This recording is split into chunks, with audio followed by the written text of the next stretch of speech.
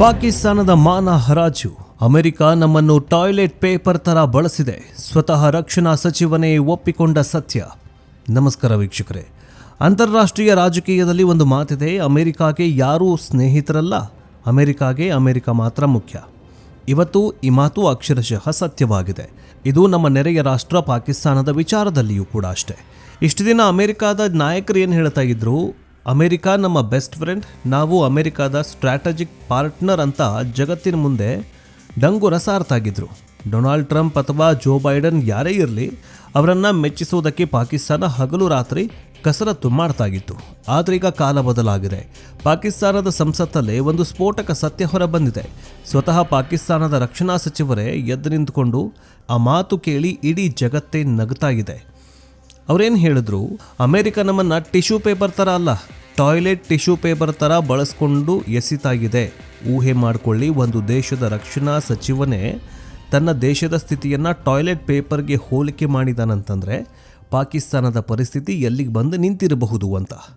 ಅಫ್ಘಾನಿಸ್ತಾನದ ಯುದ್ಧದಲ್ಲಿ ಅಮೆರಿಕ ಪಾಕಿಸ್ತಾನವನ್ನು ಹೇಗೆ ಬಳಸ್ಕೊಂತು, ಒಸಾಮಾ ಬಿನ್ ಲಾಡೆನ್ ವಿಚಾರದಲ್ಲಿ ಆಗಿದ್ದೇನು, F-16 ಯುದ್ಧ ವಿಮಾನ ಕೊಟ್ಟು ಅಮೆರಿಕ ಪಾಕಿಸ್ತಾನದ ಮೂಗಿಗೆ ತುಪ್ಪ ಸವರಿದ್ದು ಹೇಗೆ? ಬನ್ನಿ ಇವತ್ತಿನ ಈ ಎಕ್ಸ್ಕ್ಲೂಸಿವ್ ಸಂಚಿಕೆಯಲ್ಲಿ ಪಾಕಿಸ್ತಾನಕ್ಕೆ ಆದ ಆ ಜ್ಞಾನೋದಯದ ಹಿಂದಿನ ಕಥೆಯನ್ನ, ಅಮೆರಿಕದ ಯೂಸ್ ಆ್ಯಂಡ್ ಥ್ರೂ ಪಾಲಿಸಿಯನ್ನ ಎಳೆಯಾಗಿ ಬಿಚ್ಚಿಡ್ತೀವಿ. ಆದರೆ ಅದಕ್ಕಿಂತ ಮುಂಚೆ ಪಾಕಿಸ್ತಾನಕ್ಕೆ ಭಾರತ ಪೂರೈಕೆ ಮಾಡ್ತಾ ಇರುವ ನೀರನ್ನ ಸ್ಟಾಪ್ ಮಾಡಬೇಕಾ? ಮೋದಿಯವರು ಇನ್ನೊಂದು ಸರ್ಜಿಕಲ್ ಸ್ಟ್ರೈಕ್ ಮಾಡಿ ಪಾಕಿಗಳಿಗೆ ಬುದ್ಧಿ ಕಲಿಸಬೇಕಾ? ಕಮೆಂಟ್ ಬಾಕ್ಸ್ನಲ್ಲಿ ತಿಳಿಸೋದನ್ನು ಮಾತ್ರ ಮರಿಬೇಡಿ. ಬನ್ನಿ ವಿಡಿಯೋವನ್ನು ಶುರು ಮಾಡೋಣ. ವೀಕ್ಷಕರೇ, ಕತೆ ಶುರುವಾಗೋದು ಇಸ್ಲಾಮಾಬಾದ್ನ ಸಂಸತ್ನಿಂದ. ಅಂದು ಸಂಸತ್ನಲ್ಲಿ ಗಂಭೀರ ಚರ್ಚೆ ನಡೀತಾ ಇತ್ತು. ವಿಷಯ ಇಸ್ಲಾಮಾಬಾದ್ನ ಶಿಯಾ ಮಸೀದಿಯಲ್ಲಿ ನಡೆದ ಭಯಾನಕ ಆತ್ಮಾಹುತಿ ದಾಳಿ. ನೂರಾರು ಜನ ಪ್ರಾಣ ಕಳೆದುಕೊಳ್ತಾರೆ. ಒಂದು ದೇಶದಲ್ಲಿ ಭಯೋತ್ಪಾದನೆ ಮಿತಿ ಮೀರಿದೆ ಅಂತ ಆಕ್ರೋಶ ವ್ಯಕ್ತವಾಗ್ತಾ ಇತ್ತು. ಆಗ ಎದ್ದು ನಿಂತ ರಕ್ಷಣಾ ಸಚಿವ ಕ್ವಾಜಿ ಆಸಿಫ್ ನೇರವಾಗಿ ಅಮೆರಿಕದ ಕಡೆ ಬೆರಳು ಮಾಡ್ತಾನೆ. ಆತ ಏನು ಹೇಳ್ತಾನಂದ್ರೆ, ನಾವು ಅಮೆರಿಕದ ಮಾತು ಕೇಳಿ ಅಫ್ಘಾನಿಸ್ತಾನದ ಯುದ್ಧದಲ್ಲಿ ಭಾಗಿಯಾದ್ವಿ, ಇಸ್ಲಾಂ ಹೆಸರಲ್ಲಿ ಜಿಹಾದ್ ಮಾಡಿದ್ವಿ. ಆದರೆ ನಮಗೇನು ಸಿಕ್ತು? ಅಮೆರಿಕ ತನ್ನ ಕೆಲಸ ಮುಗಿಸ್ಕೊಂಡು ನಮ್ಮನ್ನು ಟಾಯ್ಲೆಟ್ ಪೇಪರ್ ಥರ ಬಳಸಿ ಎಸೆದು ಹೋಯಿತು ಅಂತ ಹೇಳಿದ್ದಾನೆ. ಇದು ಬರೀ ಮಾತಲ್ಲ, ಇದು ಪಾಕಿಸ್ತಾನದ ಹತಾಶೆ. 75 ವರ್ಷಗಳಿಂದ ಅಮೆರಿಕದ ಓಲೈಕೆ ಮಾಡ್ತಾ ಬಂದ ಪಾಕಿಸ್ತಾನಕ್ಕೆ ಈಗ ಅರ್ಥವಾಗಿದೆ, ನಾವು ಬರೀ ದಾಳಗಳು ಅಷ್ಟೇ ಅಂತ. ಆಸಿಫ್ ಅವರು ತಾಲಿಬಾನ್ ಬಗ್ಗೆಯೂ ಪ್ರಸ್ತಾಪ ಮಾಡಿದ್ದಾರೆ. ನಾವು ತಾಲಿಬಾನ್ ಅನ್ನು ಬೆಳೆಸಿದ್ದೀವಿ, ಈಗ ಅದೇ ತಾಲಿಬಾನ್ ನಮ್ಮನ್ನು ಕೊಚ್ಚಿ ಹಾಕ್ತಾ ಇದೆ, ಮುಚ್ಚುತ್ತಾ ಇದೆ, ಮಣ್ಣು ಮಾಡ್ತಾ ಇದೆ ಅಂತ ಹೇಳಿದ್ದಾನೆ. ಪಾಕಿಸ್ತಾನ ಮತ್ತು ಅಮೆರಿಕದ ಸಂಬಂಧವನ್ನು ಅರ್ಥ ಮಾಡ್ಕೊಳ್ಬೇಕಂದ್ರೆ ನಾವು ಇತಿಹಾಸಕ್ಕೆ ಹೋಗಬೇಕು. ಶೀತಲ ಸಮರದ ಸಮಯದಲ್ಲಿ ರಷ್ಯಾವನ್ನು ಎದುರಿಸೋದಕ್ಕೆ ಅಮೆರಿಕಾಗೆ ಏಷ್ಯಾದಲ್ಲಿ ಒಂದು ನೆಲ ಬೇಕಿತ್ತು. ಆಗ ಭಾರತ ಅಲಿಪ್ತ ನೀತಿ ಪಾಲಿಸಿಯಲ್ಲಿತ್ತು, ಅಂದರೆ ಪಾಲನೆ ಮಾಡ್ತಾಗಿತ್ತು. ಆಗ ಅಮೆರಿಕಾಗೆ ಸಿಕ್ಕಿದ್ದು ಪಾಕಿಸ್ತಾನ. ಅಮೆರಿಕ ಪಾಕಿಸ್ತಾನಕ್ಕೆ ಕೋಟ್ಯಾಂತರ ಡಾಲರ್ ಹಣ ಸುರಿಯುತ್ತೆ, F-16 ಯುದ್ಧ ವಿಮಾನವನ್ನು ಕೊಡುತ್ತೆ, ಶಸ್ತ್ರಾಸ್ತ್ರಗಳನ್ನು ಕೊಟ್ಟಿತು. ಬದಲಿಗೆ ಪಾಕಿಸ್ತಾನ ಏನು ಮಾಡ್ತು, ತನ್ನ ನೆಲವನ್ನು ಅಮೆರಿಕದ ಸೈನಿಕರಿಗೆ ಬಿಟ್ಟುಕೊಡ್ತು. ಅಫ್ಘಾನಿಸ್ತಾನದಲ್ಲಿ ರಷ್ಯಾ ವಿರುದ್ಧ ಹೋರಾಡೋದಕ್ಕೆ ಅಮೆರಿಕ ಮುಜಾಹಿದ್ದೀನ್ಗಳನ್ನು ಸೃಷ್ಟಿ ಮಾಡಿತು. ಅದಕ್ಕೆ ಟ್ರೈನಿಂಗ್ ಕೂಡ ಕೊಟ್ಟಿದ್ಯಾರು? ಪಾಕಿಸ್ತಾನದ ISI. ಅಮೆರಿಕದ ಡಾಲರ್ ಪಾಕಿಸ್ತಾನದ ನೆಲ, ಇದೇ ಅವರ ಬಿಸ್ನೆಸ್ ಮಾಡೆಲ್ ಆಗಿತ್ತು. ಆಗ ಪಾಕಿಸ್ತಾನ ಅಂದುಕೊಂಡಿತ್ತು ನಾವು ಅಮೆರಿಕದ ಪಾರ್ಟ್ನರ್ ಅಂತ. ಆದರೆ ಅಮೆರಿಕ ಅವರನ್ನು ನೋಡಿದ್ದು ಬಾಡಿಗೆ ಸೈನಿಕರಂತೆ, ಕೆಲಸ ಮುಗಿದ ಮೇಲೆ ಸಂಬಳ ಕೊಟ್ಟು ಕಳುಹಿಸಿದ ಹಾಗೆ. ರಷ್ಯಾ ಹೋದ ಮೇಲೆ ಅಮೆರಿಕ ಪಾಕಿಸ್ತಾನವನ್ನು ಮರೆತೇ ಬಿಡ್ತು. ಸಂಬಂಧ ಹಳಿಸಿದ ಯಾವಾಗ? ಅಮೆರಿಕದ ಟ್ವಿನ್ ಟವರ್ ಮೇಲಿನ ದಾಳಿ, ಅದೇ 9/11 ದಾಳಿ. ಆಗ ಅಮೆರಿಕದ ಅಧ್ಯಕ್ಷ ಜಾರ್ಜ್ ಬುಷ್ ಪಾಕಿಸ್ತಾನಕ್ಕೆ ಒಂದು ಫೋನ್ ಮಾಡ್ತಾರೆ, ನೀವು ನಮ್ಮ ಜೊತೆ ಇದ್ದೀರಾ ಅಥವಾ ಭಯೋತ್ಪಾದಕರ ಜೊತೆ ಇದ್ದೀರಾ? ನಮ್ಮ ಜೊತೆ ಇಲ್ಲ ಅಂತಂದರೆ ನಿಮ್ಮನ್ನು ಕಲ್ಲಿದ್ದಲ ಯುಗಕ್ಕೆ, ಅಂದರೆ ಸ್ಟೋನ್ ಏಜ್ಗೆ ಕಳಿಸ್ತೀವಿ ಅಂತ ಬೆದರಿಕೆ ಹಾಕ್ತಾರೆ. ಬೆದರಿದ ಪಾಕಿಸ್ತಾನ ಅಮೆರಿಕದ ಕಾಲಿಗೆ ಬೀಳತ್ತೆ. ನಾವು ನಿಮ್ಮ ಜೊತೆ ಇದ್ದೀವಿ ಅಂತ ಹೇಳಿ ಅಫ್ಘಾನಿಸ್ತಾನದ ಮೇಲೆ ಬಾಂಬ್ ಹಾಕೋದಕ್ಕೆ ಅಮೆರಿಕಾಗೆ ದಾರಿ ಮಾಡಿಕೊಡತ್ತೆ. ಆದರೆ ಪಾಕಿಸ್ತಾನ ಮಾಡಿದ್ದು ಡಬಲ್ ಗೇಮ್.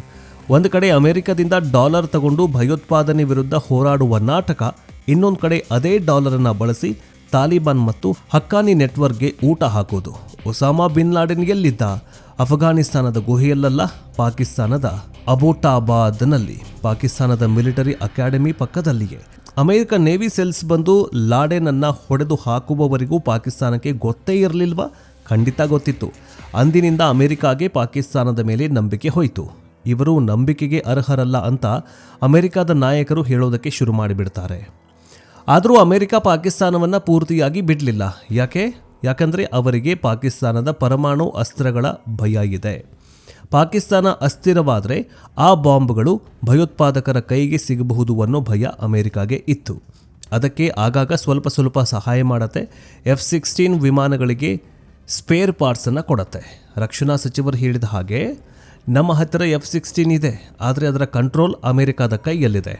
ಆಪರೇಷನ್ ಸಿಂಧೂರನೋ ಅಥವಾ ಬಾಲಾಕೋಟ್ ಸ್ಟ್ರೈಕ್ ವೇಳೆ ಪಾಕಿಸ್ತಾನ F-16 ಬಳಸಿದ್ದು ಅಮೆರಿಕದ ಅನುಮತಿ ಇಲ್ಲದೆ. ಆಗಲೂ ಅಮೆರಿಕ ಪಾಕಿಸ್ತಾನಕ್ಕೆ ಕ್ಲಾಸ್ ತಗೊಂಡಿತ್ತು. ಟ್ರಂಪ್ ಅಧಿಕಾರದಲ್ಲಿದ್ದಾಗ ಪಾಕಿಸ್ತಾನಕ್ಕೆ ಬರುವ $300 ಮಿಲಿಯನ್ ಸಹಾಯವನ್ನು ಕಟ್ ಮಾಡಿದ್ರು. ಪಾಕಿಸ್ತಾನ ನಮಗೆ ಬರೀ ಸುಳ್ಳು ಮತ್ತು ಮೋಸವನ್ನೇ ಕೊಟ್ಟಿದೆ ಅಂತ ಟ್ವೀಟ್ ಮಾಡಿದ್ರು. ಅದೇ ಟ್ರಂಪ್ ಅವರನ್ನು ಮೆಚ್ಚಿಸೋದಕ್ಕೆ ಇವತ್ತಿಗೂ ಪಾಕಿಸ್ತಾನದ ನಾಯಕರು ಕ್ಯೂ ನಿಲ್ತಿದ್ದಾರೆ. ಎಂಥ ವಿಪರ್ಯಾಸ ನೋಡಿ. ಈಗ ಪಾಕಿಸ್ತಾನದ ರಕ್ಷಣಾ ಸಚಿವರಿಗೆ ಸತ್ಯದ ಅರಿವು ಯಾಕಾಗಿದೆ? ಯಾಕಂದರೆ ಪಾಕಿಸ್ತಾನ ಈಗ ಭಿಕ್ಷಾ ಪಾತ್ರ ಹಿಡಿದು ನಿಂತಿದೆ. IMF ಸಾಲ ಕೊಡ್ತಾ ಇಲ್ಲ. ಚೀನಾ ಕೂಡ ಕೈ ಎತ್ತಿದೆ. ಸೌದಿ ಅರೇಬಿಯಾ ಕೂಡ ಮೊದಲು ನಿಮ್ಮ ಮನೆ ಸೇರಿಕೊಳ್ಳಿ ಅಂತ ಅಂತಿದೆ. ಅಮೆರಿಕ ಕೂಡ ಸಹಾಯ ಮಾಡ್ತಾ ಇಲ್ಲ. ದೇಶದಲ್ಲಿ ಹಿಟ್ಟು ಸಿಗ್ತಾ ಇಲ್ಲ, ಕರೆಂಟ್ ಇಲ್ಲ, ಪೆಟ್ರೋಲ್ ಬೆಲೆ ಗಗನಕ್ಕೇರಿದೆ. ಇಂಥ ಪರಿಸ್ಥಿತಿಯಲ್ಲಿ ಹತಾಶರಾಗಿ ಅವರು ಈ ಮಾತುಗಳನ್ನು ಆಡ್ತಾ ಇದ್ದಾರೆ. ನಾವು ಬೇರೆಯವರ ಯುದ್ಧವನ್ನು ನಮ್ಮ ಮನೆಗೆ ತಂದುಕೊಂಡ್ವಿ. ಜಿಹಾದ್ ಹೆಸರಲ್ಲಿ ನಮ್ಮ ಮಕ್ಕಳನ್ನೇ ಬಲಿ ಕೊಟ್ವಿ.